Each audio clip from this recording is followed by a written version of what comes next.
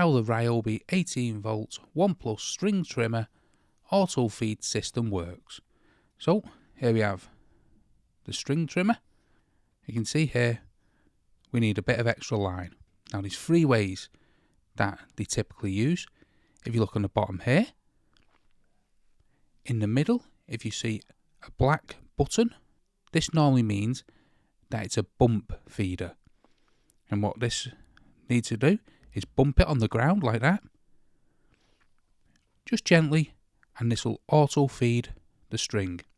Now, as this hasn't got a button on, I won't bump it very hard because this would break it. However, if yours has a button and it says in the manual or somewhere like that, it's a bump feeder, then that's what this means. Just bump it on the ground and it'll auto feed the string.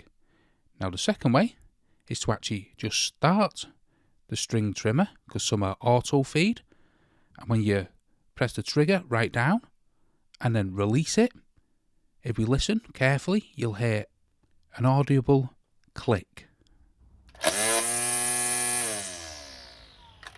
once the string trimmer stops.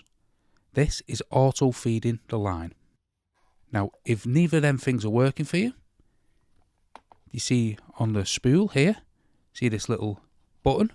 All you need to do is press this and pull on the string, and this will feed out the string. Some, you just need to press the button and it'll just keep releasing string. And you want to get it just past this cutter here, and then when you start it, it'll auto cut for you to the right length, as you can see.